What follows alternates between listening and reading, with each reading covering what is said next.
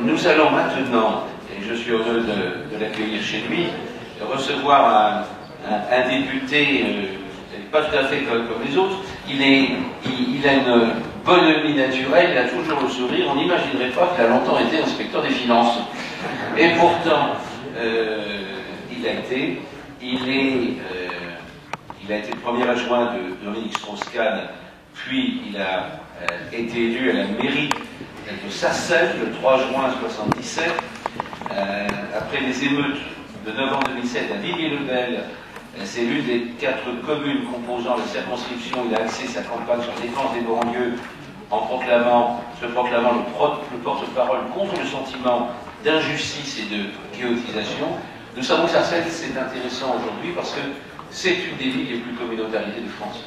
Et donc, on sait les convictions personnelles de François Pupponi, et on sait en même temps que, je n'ose dire, c'est pas méchant, c'est un grand écart permanent entre les convictions et la gestion d'une ville où les communautés ont été le poids. Comment est-ce possible? Comment c'est vécu? François, merci d'avoir participé au débat, et très librement, une douzaine de minutes, de nous les mettre en expérience et tes questions. Merci. Tu as raison de dire que c'est souvent le grand écart, mais je suis envie de dire que quand il y a le grand écart, il faut éviter de se claquer, donc de faire mal. Mais c'est une vraie question. Alors, juste quand même pour rappeler, Sarcelles, c'est quoi? C'est une ville, petit village de Plaine-de-France dans les années 50, qui est choisi par l'État et par la Caisse des dépôts pour construire le grand ensemble emblématique de Landeville. Il demande à un architecte qui s'appelle Lafourdette de construire son ensemble, une ville de 40 000 habitants.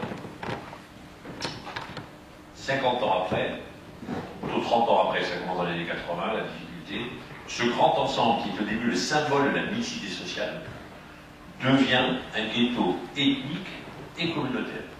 Et tous les appartements de ce grand ensemble ont été attribués par soit des agents de la préfecture, soit des fonctionnaires de la Caisse des dépôts, des agents de la Caisse des dépôts, des agents de la Caisse des dépôts, des salariés de la Caisse des dépôts. Donc c'est le symbole de ce qu'a fait la France pendant 50 ans. On construit des grands ensembles et on y met des communautés religieuses en particulier. La première communauté, c'est la communauté juive. On les a ghettoisés dans ces quartiers-là au moment de la guerre d'Algérie. Puis une forte communauté musulmane. Puis une communauté assyro-chaldéenne. Et maintenant, on nous envoie des Turcs et des Pakistanais. Donc c'est-à-dire que pendant 50 ans, et quand le Premier ministre a parlé de politique d'apartheid, ça sert d'être symbole. Je répète, construit par l'État et la Caisse des dépôts, par tous les bien-pensants, peuplé par l'État et par la Caisse des dépôts. Résultat, une ville communautarisée sur une base religieuse. Sur une base religieuse. Et on a mis ces populations-là, les unes avec les autres, et on a dit, mesdames, messieurs les élus, débrouillez-vous. Et faites bien, surtout. Faites bien. Le résultat, effectivement, quand on ghettoise les gens et qu'on les communautarise, les communautés existent. Et après, les pratiques communautaires et les pratiques religieuses. Quand on met des juifs ensemble dans un quartier, ils créent un quartier juif. Quand on met des musulmans ensemble dans un quartier à côté du quartier juif, ils créent un quartier musulman. Et puis quand on fait venir des chrétiens d'Orient, qui sont aujourd'hui très tendance, les pauvres, ils sont exterminés par Daesh, il faut les accueillir en France, oui, on les fait venir, on les a fait venir il y a 30 ans de Turquie. Ils ont été chassés de Turquie, leur terre ancestrale, par les Turcs et par les Kurdes. On les appelle en France en disant c'est des chrétiens d'Orient exceptionnels, ils parlent l'araméen, la langue du Christ, on est très contents, la France, le pays d'accueil, les droits de l'homme, on les protéger. Ah oui, mais ils arrivent avec leurs croyances, avec leur langue l'araméen et avec leurs pratiques religieuses. Sauf à leur dire, écoutez, on vous accueille parce que vous êtes des chrétiens d'Orient pour chasser, mais surtout maintenant, une fois que vous êtes en France, vous arrêtez. Bon, okay. Donc on les a mis là. Et on essaye, nous les élus, de faire ce qu'on peut pour effectivement gérer le problème. Alors, juste pour rebondir sur l'intervenant précédent, je prends l'exemple des femmes voilées. L'exemple des femmes voilées dans les écoles publiques. Elles sont voilées à 2 occasions. Moi, j'ai des femmes voilées quand je vais au conseil d'école des écoles de la ville, 42 écoles dans les écoles publiques. Je vais dans ces écoles. La quasi-totalité des mères de famille, des parents d'élèves qui siègent au conseil d'école sont voilés. Et quand les enseignants de ces écoles organisent des sorties scolaires et qu'elles font, comme dans toutes les écoles de France, de demander il nous faut des accompagnants, ils demandent aux parents du quartier de venir accompagner l'enfant. Et comme on a fait des quartiers communautarisés, les femmes sont voilées.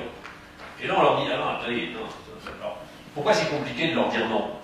Parce que pendant 20 ans, nous n'avons eu de cesse, les uns et les autres, que de dire, dans ces quartiers, des problèmes de parentalité. Il faudrait que les parents s'impliquent plus dans l'éducation de leurs enfants. Parce que ces gens-là, ils ne s'occupent pas bien de leurs enfants. Alors on va leur dire, il faut venir, on a fait des écoles de parents, on a fait des cours pour les parents, il faut vous impliquer dans l'éducation de vos enfants, c'est ça l'avenir. Oui, alors les parents disent, ok, bon, on va venir. Vous savez, il y a des conseils d'école, il faut vous présenter au conseil de parents d'élèves, il faut être présent. Oui, monsieur le maire, on va être présent, il y a des élections, on se présente. Et puis ils se présentent tels qu'ils sont. Ils se présentent voilés. Ah ben non, vous êtes voilés. Ah non, vous voyez, ça marche pas, les gars. Vous les filles plutôt. Ah, vous les connaissez, là. Et monsieur le maire, vous nous avez dit de revenir dans l'école de nos enfants. Ah oui, il faut venir. Oui, mais pas avec le voile. Ah bon? Ben non. Oui, d'accord, mais il paraît qu'on est dans une république, on a le droit de croire. Ah oui, vous avez le droit de croire, oui. Oui, mais on est des parents, on n'est pas des enseignants. Oui, d'accord, bon, ok. Et là, on leur dit, alors comment, effectivement, comme les prédécesseurs, on se débrouille. Parce que les enseignants, qu'est-ce qu'ils nous disent? Mais si les parents voilés ne viennent pas, il n'y a plus de sortie pour ces gosses.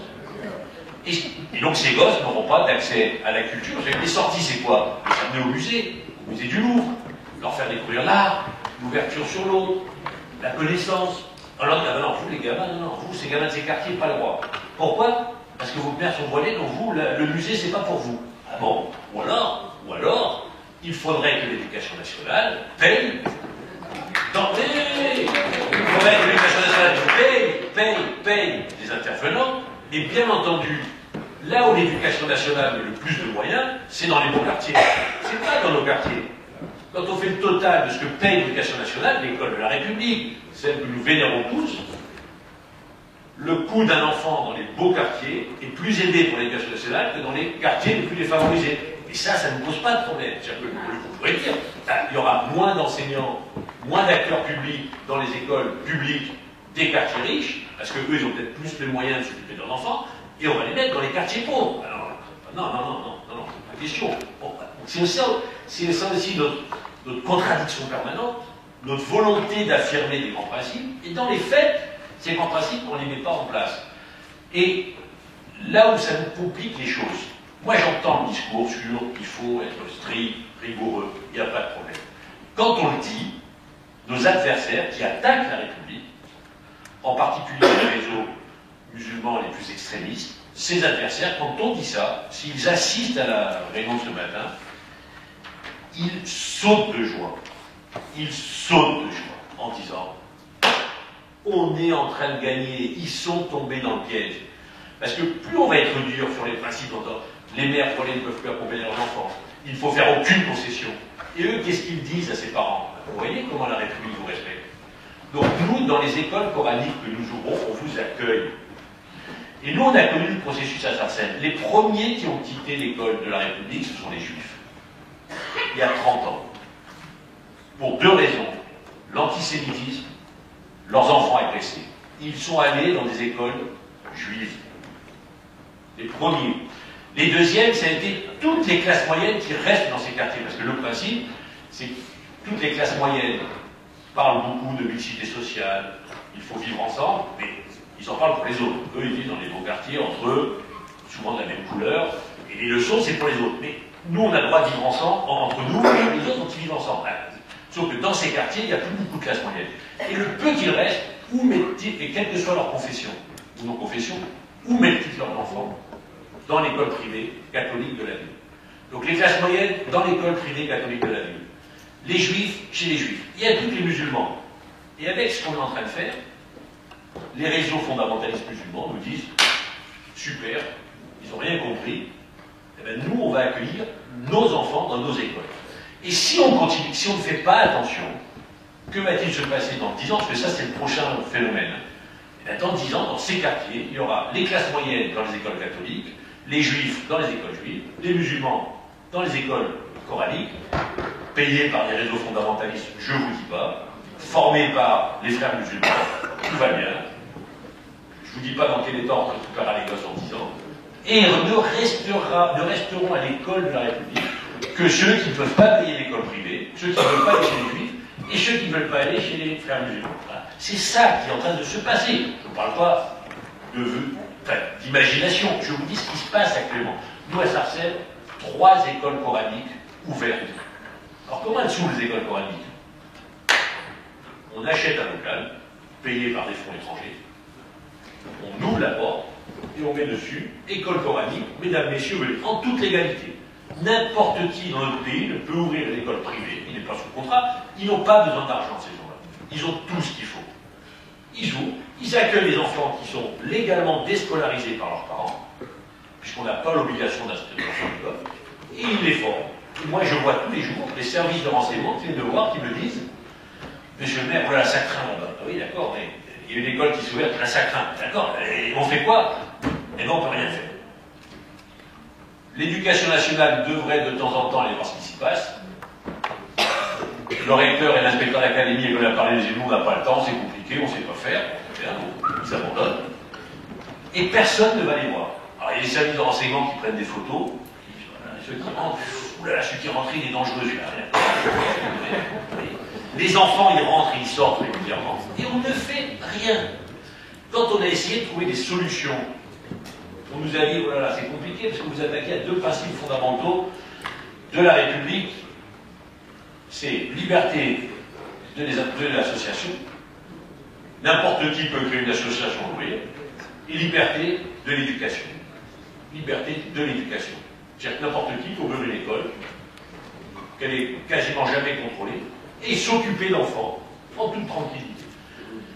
Donc, là, on est même devant un problème. C'est qu'à un moment, on ne peut pas à la fois dire on veut que l'école de la République, on veut que la République se réimplante, soit le fer de lance de la République et donc de la laïcité, et passer son temps à faire en sorte qu'on exclue un certain nombre de personnes parce qu'ils ont des revendications. Je répète, le voile des mères voilées, qui sont des mères de quartier, qui participent à la vie de l'école de leurs enfants, dès lors qu'elles ont inscrit leurs enfants dans l'école de la République, moi je pense que ça serait une erreur de le refuser. Ça serait une erreur, parce que je répète, si on refuse cela, on envoie directement ces enfants dans les écoles coraniques, gérées par les réseaux fondamentaux. Il faut qu'on s'interroge à tout ça.